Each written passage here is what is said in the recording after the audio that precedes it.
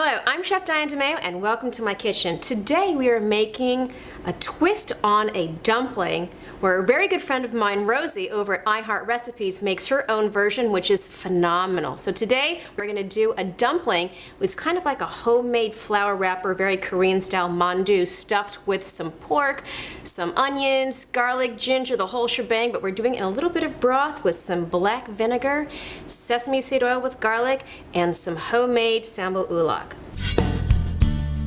What do you do to make your own dumpling wrapper? We're going to use about 3 cups of flour and about 1 cup of hot water. Make sure that you get it nice and stirry. Your dough should be thick, and sometimes you have to knead it for quite some time. I knead mine for about 20 to 30 minutes. Today we're not going to knead it that much, and the reason that you knead it like that is because it releases the gluten and makes a really nice chewy wrapper. And then I'm going to get my hands dirty. As you can see, it's forming a nice ball. And once I know that I've got all my flour up, do a little bit of kneading. If it feels too sticky like mine does, and I just know that it's too sticky, I'm going to add just a tad bit more flour, because when it's this sticky, no matter how long you let it rest, no matter how much you knead it, it will not take on the form that you'd like. You'll know that you've had enough flour on your dumpling dough when it actually removes from your hands nicely, and as you see, this is not removing from my hands nicely yet. Okay, there we go. There you go. There's that bad boy. Okay, a little bit of flour, but it removes from my hand nicely. Now, this is about the consistency that I want for my dumpling wrappers. Kneading is an easy technique. Palm to bread, turn, twist. That's it. And from here, it's going to go into this bowl, and we're going to let it rest for about a half an hour, but we're going to work on the filling for this bad boy now. But first I'm going to wash my hands. A little icky poo. Okay, so let's get cooking. Let's get this stuff into my bowl. And from here, I'm just going to start layering stuff on here. A little bit of sesame seed oil. We're looking at, that was about 2 tablespoons, and this is about 1 pound of ground pork. We got some soy, not too much. You don't want it too salty. Again, another 2 tablespoons. I add just a touch of this to my meat, but this is also going to be a garnish once they're done. Sweetened black vinegar, and we're looking again about another 2 tablespoons. So right now the ratio, 1 pound, 2 tablespoons of all liquid. And now we go for our garlic. Garlic, we're just going to chop up nicely. I appreciate good large chunks of garlic, but that's just me. You don't have to do it this way. You can use a mincer, or you can leave them into nice little bite-sized pieces. I like my dumplings to have a little bit of like a bite to it, so I just don't taste meat. I have some vegetables going on in there. And that goes. Onions.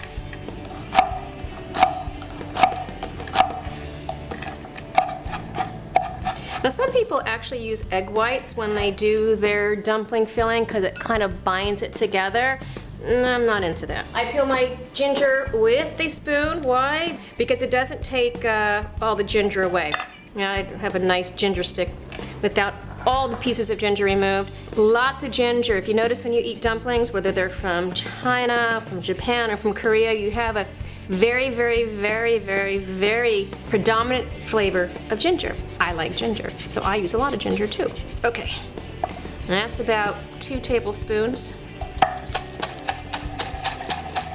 I like scallions. I could easily use a 1/4 cup to that ratio, but I'm not going to. Maybe 1/8 of a cup. In they go. So there we go. Nice and mixy. My dumpling dough has been rested.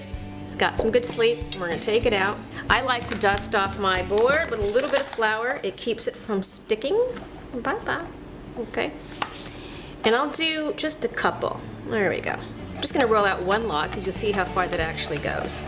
And after we get into a nice log, we're going to cut it into balls.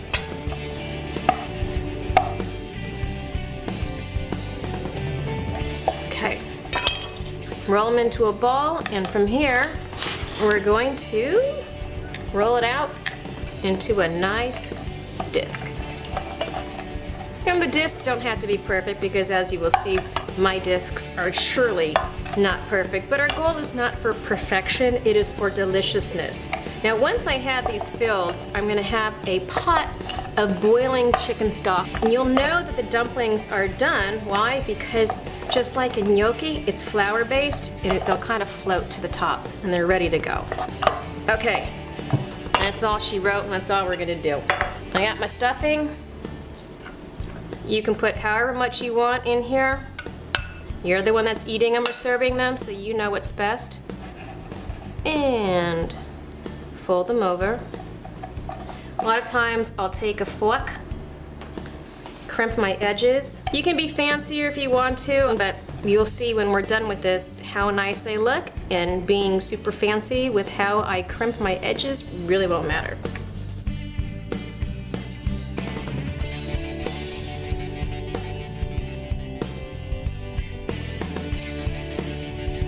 And now we're ready to go to that stove.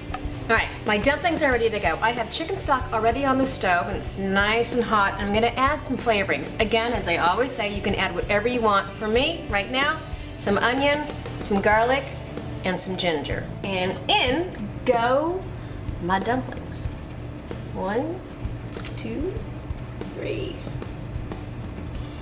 You can use any type of stock that you want with this. For me, now, chicken stock.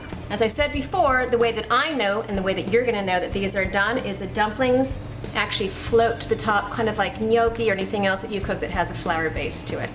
I got my dumplings in my bowl with just a little bit of the broth. It's not really a soup, it's more like a dumpling with a little bit of a kind of a base to it. Now I'm gonna add a drizzle of my seasoned sesame seed oil, which is seasoned with a little bit of garlic. And on top of that, I'm going to give it a dash of that sweet black vinegar. Maybe more than a dash. Oh, about 1.5 teaspoons. And then I like to top it off with some burn your mouth sriracha. Now actually this is homemade sambu ulak. A little bit of that can go a long way. I like a lot of spice. Probably for me, 1 tablespoon, and then is the last shebang. Scallions right on top. And I think it's time to give this a taste. Got my spoon. I want to get a nice even bite of my sambu ulak and some of that broth.